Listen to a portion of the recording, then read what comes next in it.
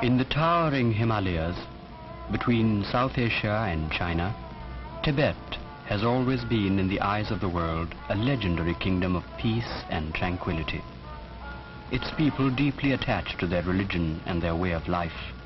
Their creed, one of tolerance, respect for the individual, love of animals and nature, belief in the spiritual equality of all human beings.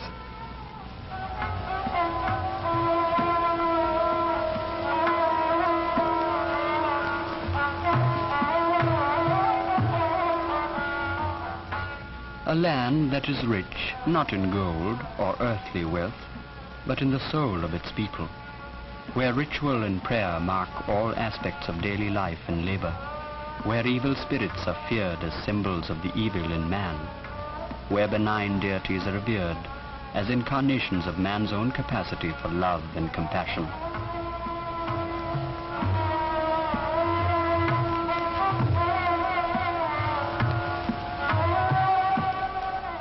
A land with a simple economy, with a limited trade with India and China, enough to satisfy the wants of a sturdy, independent people.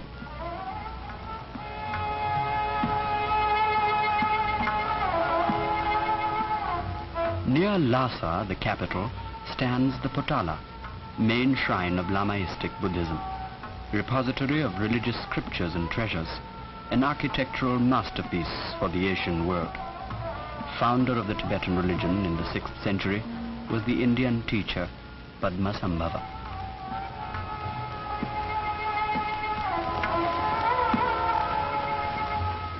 Revered by his people as a divine incarnation and ruler of Tibet is the Dalai Lama. Born 23 years ago, the present Dalai Lama has the loyalty of 3 million Tibetans. In addition, 8 million people in Mongolia, Manchuria, China, Turkestan, Nepal, Sikkim and Bhutan are followers of Lamaism in one form or another and have close ties with the people of Tibet.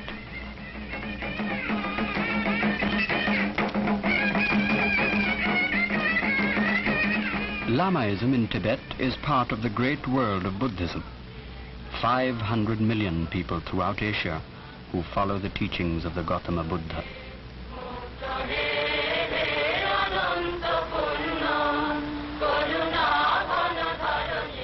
2,500 years ago, he taught a philosophy of love and compassion, which became a civilizing influence on mankind. He taught men to free themselves of unworthy passions, of greed and conquest.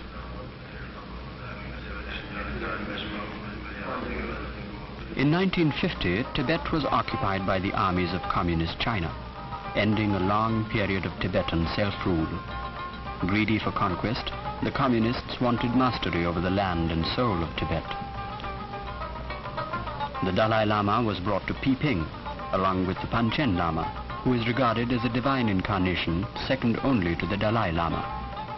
Communist China had promised to respect Tibet's religious institutions and its right to local self-rule.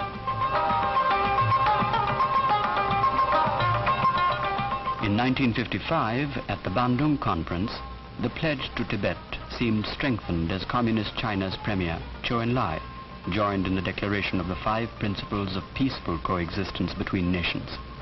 More specifically, Communist China had, the previous year, come to a solemn agreement with India regarding the status of Tibet.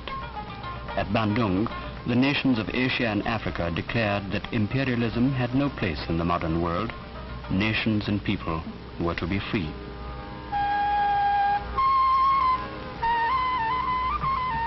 The next year, in 1956, the Dalai Lama was allowed to travel to India.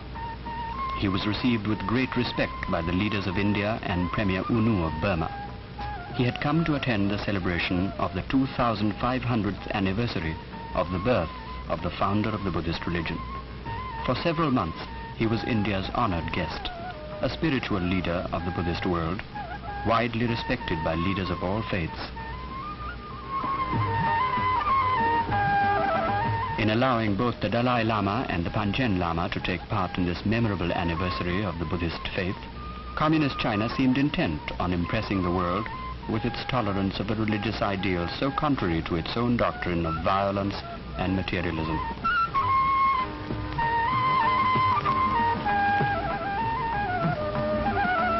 But in Tibet itself, the communists were gradually imposing their will, breaking their pledge to respect local government and customs. In the Chinese provinces bordering Tibet, the communists had begun to impose the dreaded commune system, with its slave labor, breakup of families, economic hardships, repression of religious worship. Tibetan minorities in these areas revolted and warned their countrymen across the border. It seemed only a matter of time before the communists imposed the cruel system in Tibet. In March 1959, they made the threatening moves against the Dalai Lama. The rebellion exploded full force. Lhasa, under communist bombardment, the Dalai Lama fled to India.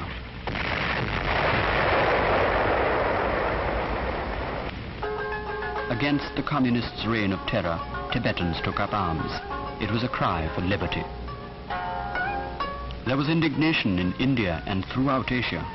To the rallying cry of "Hands off Tibet," crowds demonstrated in front of the embassies of Communist China, while government leaders and newspaper editorials spoke of Tibet as the Hungary of Asia, an example of aggression and imperialism against a defenseless people.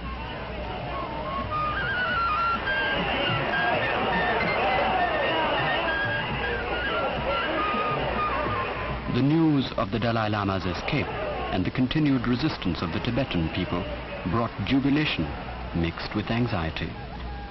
Tibetans in New Delhi, led by Silin Longkongwa, a former Prime Minister of Tibet who fled communist rule in 1956, prayed at the Samadhi of Mahatma Gandhi, the apostle of Indian independence, the great leader who became a universal symbol of liberty and brotherhood. In this hour of trial, freedom-loving people everywhere felt as one with the Tibetan people, sharing their belief in the justice of their cause.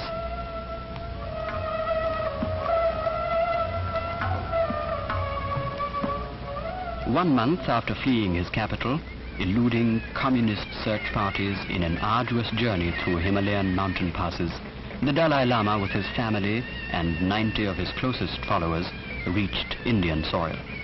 Indian government officials and press representatives from around the world witnessed his arrival in Tezpur in the state of Assam. The Dalai Lama declared that his escape would not have been possible without the loyal support of his people. People of goodwill everywhere rejoiced in his safety.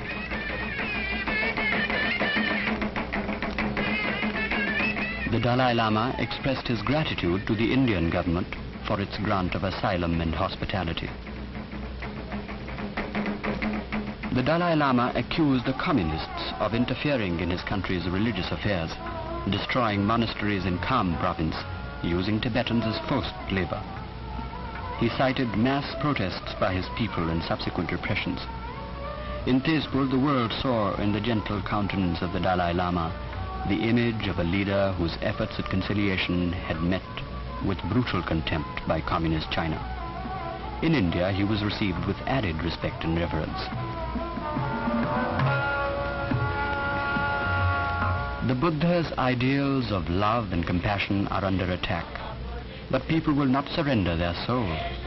Our thoughts go out to the people of Tibet in their continuing struggle. To them we speak with the words of a great poet. There is not a breathing of the common wind that will forget thee. Thou hast great allies. Thy friends are exaltations, agonies, and love, and man's unconquerable mind.